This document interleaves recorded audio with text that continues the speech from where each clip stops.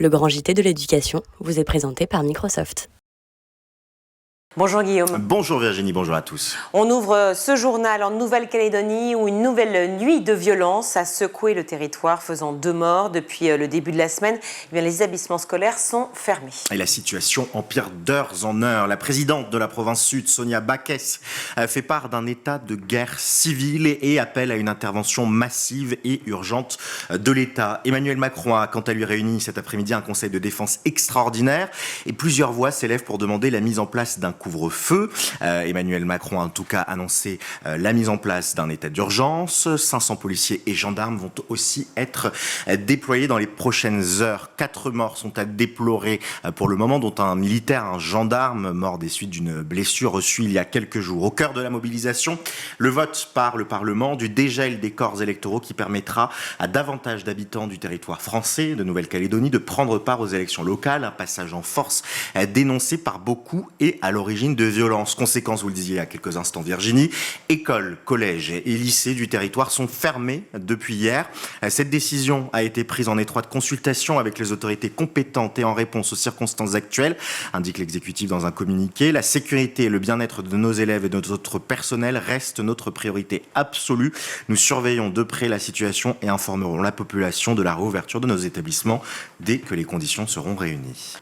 Autre sujet, les groupes de niveau continuent à diviser du côté des enseignants. Hier, des syndicats tenaient une conférence de presse et ils annoncent qu'ils entrent en résistance. Résistance contre une réforme populiste, c'est en ces termes rapportés par le journal Libération que les enseignants détaillent leur mobilisation. Notre volonté est de solidariser toute la société autour de la défense de son école et de la démocratisation scolaire. Une véritable bataille culturelle se joue autour des enjeux éducatifs. Voilà ce que dit Benoît Test, secrétaire général de la FSU.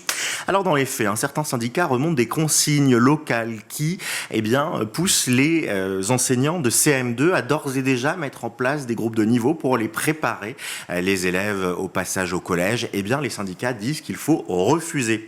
Sophie Vénétité du SNES FSU, par exemple, brandit le code de l'éducation qui, selon elle, est au-dessus de la réforme proposée par le gouvernement. En effet, un des articles de ce dit code de l'éducation précise que ce sont les conseils d'administration des établissements qui fixent les principes de mise en œuvre de l'autonomie pédagogique et éducative, l'organisation de l'établissement en classe et en groupe d'élèves ainsi que les modalités de répartition des élèves.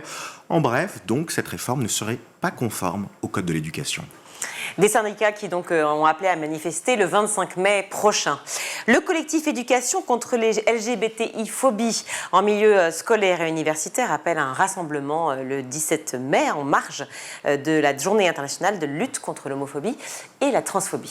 C'est un collectif intersyndical qui entend mener des actions de lutte contre les LGBTI-phobies. Si dans leur communiqué, les membres du collectif saluent le travail mené depuis plusieurs années, il y a encore à leurs yeux fort à faire. Si des progrès ont pu avoir lieu dans la sensibilisation des personnels, dans l'accueil des élèves trans et si des programmes d'éducation à la sexualité vont très bientôt donner davantage de cadres au traitement des sujets d'orientation sexuelle et d'identité de genre dans les établissements scolaires, beaucoup de choses restent à faire et l'école continue à reproduire, voire à accentuer les violences de genre dans un système patriarcal ancré jusque dans nos pédagogies. Le rassemblement aura lieu ce vendredi midi, place Bainville, à proximité du ministère de l'Éducation nationale. Terminons ce journal avec une actualité plutôt insolite de nos confrères de France 3 Nouvelle-Aquitaine. Alors que l'on parle beaucoup des écoles qui ferment, en Corrèze, une école est ouverte avec un enseignant qui est affecté, mais en revanche, il n'y a aucun élève. Oui, c'est une petite commune qui porte le doux nom de Tarnac, que l'on connaît pour le fiasco judiciaire de l'affaire de Tarnac sur fond d'accusation de terrorisme, mais que l'on connaissait moins pour son imbroglio scolaire. Il y a dans ce petit village une école toujours ouverte avec un poste dédié d'un enseignant, une école dans laquelle 12 enfants devraient normalement y être scolarisés. On apprend dans les colonnes donc de France 3 Nouvelle-Aquitaine sur son site internet que cette école est désespérément vide, un imbroglio spectaculaire qui s'explique, selon nos confrères de France 3 Nouvelle-Aquitaine, par des tensions entre les locaux et les néo-ruraux, sous fond de petites guerres d'ego. Du côté du rectorat, on explique qu'il est important de garder l'école ouverte et on cherche la perle rare pour enseigner, diriger l'établissement et sans doute faire de la pédagogie aussi avec les parents. Merci Guillaume. Vous avez regardé le grand JT de l'éducation avec Microsoft.